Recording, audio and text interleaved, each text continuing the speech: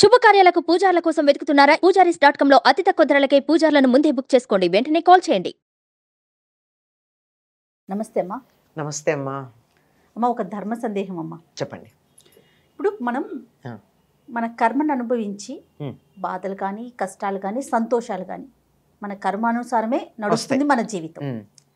అలాంటప్పుడు హోమాలు చేయటం, పూజలు చేయటం, ప్రత్యేకమైన వ్రతాలు చేయటం, గుడికి వెళ్ళటం, భగవన్నామ స్మరణ చేయటం, ఇవి ఏమి చేసినా ఈ కర్మ అనేది తప్పదు. అవును కదా. అప్పుడు చాలా మంది యువతకి ఇలాంటి ప్రశ్న తలెత్తుతుందమ్మా. ఎలా అయినా తప్పదు కదా, ఇవన్నీ చేయటం ఎందుకు చేయాలి? కర్మను బట్టి మన ఫలితం అనేది ఆధారపడి ఉంటుంది. అలాంటప్పుడు మళ్ళీ మనం పూజలు, హోమాలు, వ్రతాలు ఇవన్నీ ఎందుకు చేయాలి? ఈ ప్రశ్నకి అసలు సమాధానం ఏం చెప్పాలమ్మా? ఇంగ్లీష్లో ఓ సామెత ఉంది, తెలుగులో చెప్తా దాన్ని. చెప్పండి.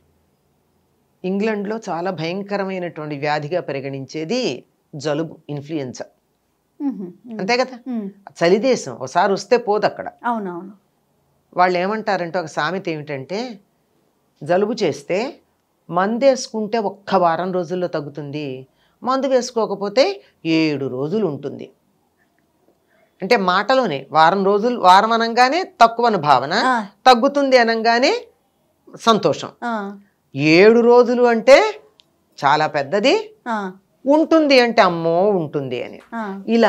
ఇలాగే ఉంటాయమ్మా మాటల్లో. అంతేగాని ఇప్పుడు అయితే మందు వేసుకోవడం మానారా? మానలా. మందు వేసుకోవడం వల్ల జరిగింది ఏమిటి? కొంచెం ఉపశమనం ఉంటుంది కదా. అంతే, ఉపశమనం ఉంది కదా. అంటే ఏం జరిగింది? జలుబే భయంకరంగా బాధపడకుండా ఆ జలుబుని భరించగలిగినటువంటి శక్తి వచ్చింది. అవునా కదా? అవును. అలాగే ఏదన్నా దెబ్బ తగిలితే ఆపరేషన్ చేస్తున్నారు. ఆపరేషన్ చేసేటప్పుడు మన శరీరాన్నే కోస్తున్నారు కదా. ఆ శరీరానికి అక్కడ బాధ ఉందా లేదా? ఉన్నది కదా. కానీ అనస్థీషియా ఎందుకు ఇస్తున్నారు? ఆ బాధ మనకి ఎక్కువగా తెలియకుండా బాధ ఉంది, తెలియటల్లా. అంటే తెలిస్తే గిలగిల్లాడుతున్నాం, తెలియకపోతే అనుభవిస్తున్నాం. కానీ pain is inevitable, suffering is optional అంటారు. నొప్పి తప్పదు, బాధ తప్పుతుంది. ఇదే కర్మ సిద్ధాంతంలో మీరు చెప్పిన దానికి. అనుభవించటం అన్నా తప్పదు, కానీ అనుభవించేటప్పుడు మనం బాధపడడంలో తీవ్రత తగ్గుతుంది.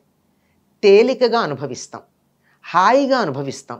తప్పదండి. ఒక చిన్న ఉదాహరణ మా గురువుగారు ఎప్పుడు చెప్పేది మీకు చెప్తాను. అంటే అది బాగా ఆయన మాకు మనసులకు హత్తుకునేట్టు చెప్పారు కనుక అది చెప్తే అందరికీ కూడా అర్థమవుతుందని. తప్పకుండా.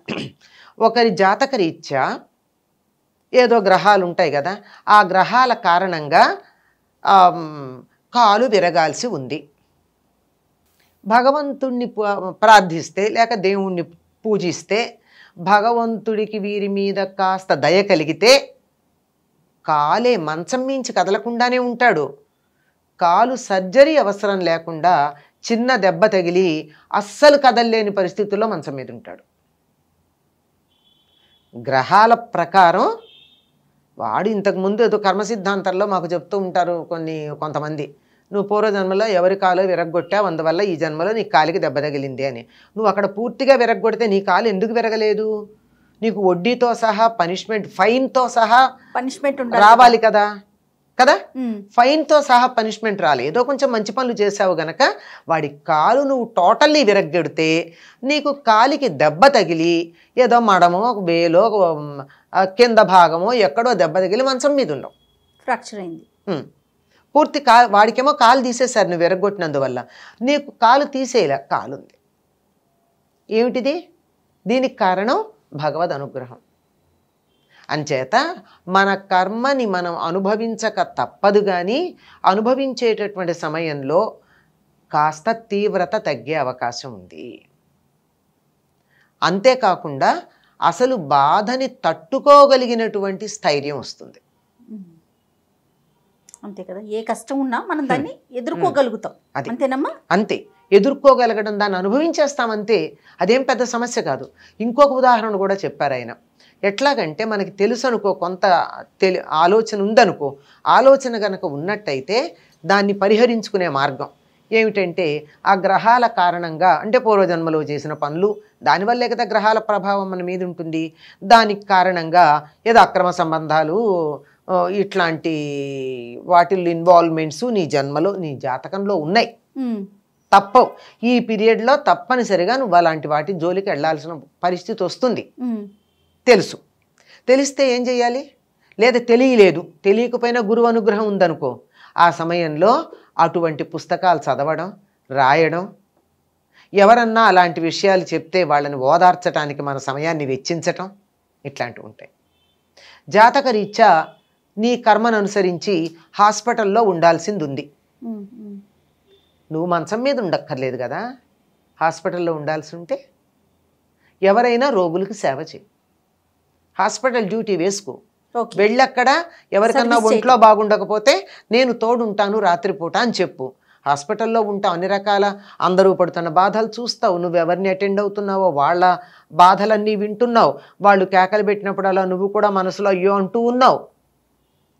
నువ్వు భౌతికంగా బాధపడలేదు కానీ నువ్వు కర్మ మాత్రం అనుభవించావా లేదా?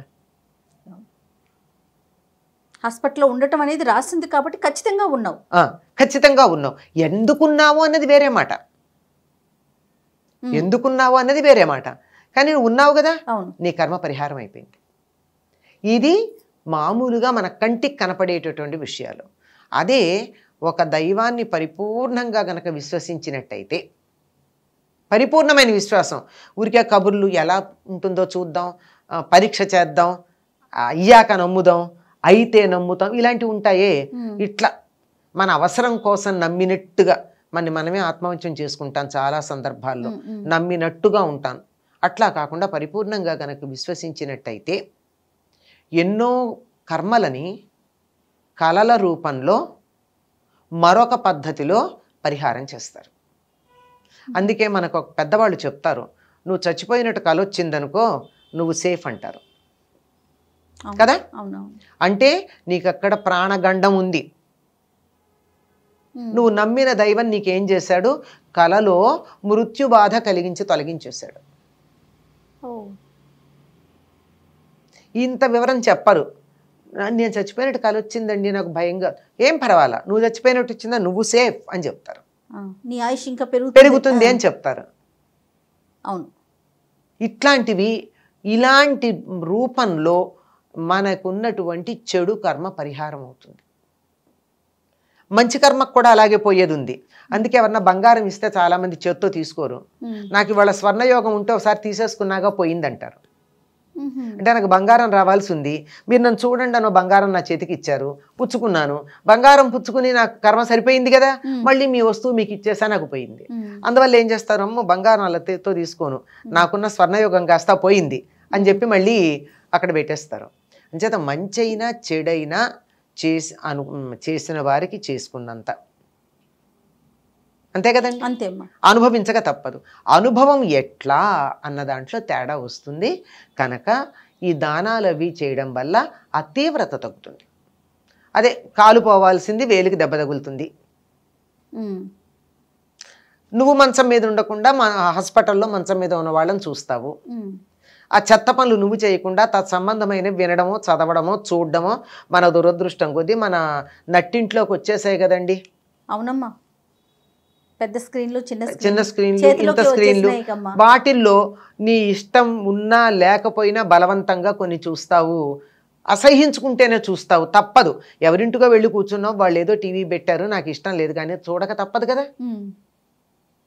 అయిపోయింది, నీ కర్మ కాస్త పరిహారం అయింది.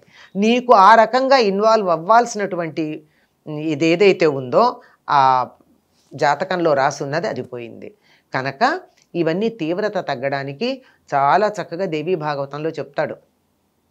పరీక్షిత్తు నీకు 7 రోజుల్లో మరణం ఉంది అనగానే అతనే వచ్చి చెప్తాడు కదా, మహర్షే వచ్చి చెప్తాడు నా కొడుకు ఇలా చేశాడు పొరపాటైంది అని చెప్తావు, నువ్వేం పరిహారం చేసుకుంటావు అని చెప్పి వెళ్ళిపోతాడు. అంటే నిజాయితీ అలా ఉండేది ఆ రోజుల్లో. నా కొడుకు శపించాడు, నీకు 7 రోజుల్లో మరణం వస్తుంది, పరిహారం ఏం చేసుకుంటావో చేసుకోమని. అప్పుడు అందరినీ పిలిపిస్తాడు. ఏదైనా దోషం గనక ఉన్నట్టయితే మంత్రం చేత, మణి చేత, ఔషధం చేత అది తొలగుతుంది గనక వీటిల్లో ఏదో ఒకటి ప్రయత్నం చేయండి అని అడుగుతాడు. మంత్రం వల్ల పరిహారం ఉంటుంది, మణి వల్ల పరిహారం ఉంటుంది, ఔషధం వల్ల పరిహారం ఉంటుంది. ఇవి చేయమని చెప్తాడు. కనుక వీటి వల్ల పరిహారాలు చేస్తే అసలు పోవు, కానీ ఆ తీవ్రత తగ్గుతుంది, అనుభవించే శక్తి వస్తుందేమో. అనుభవించే శక్తి ఒకటి వస్తుంది, తీవ్రత కూడా తగ్గుతుంది. ఇందాక చెప్పాను కదా, కాలు పోవాల్సింది, కాలికి విరిగేసి నీ మంచంలో ఉండాల్సింది చిన్న దెబ్బ తగిలి కింద కాలు పెడితే నొప్పిగా ఉంది కదలలేను అని అందులో మనకు బాగా మన గారాబం చేసేవాళ్ళు ఎవరో ఉండి మంచం మీద కూర్చోబెట్టి అన్నీ చేస్తారు. మంచం మీదే ఉన్నావు, కాలు పోలా, కాలికి సంబంధించిన నొప్పి అయితే వచ్చింది. ఇవన్నీ కొన్ని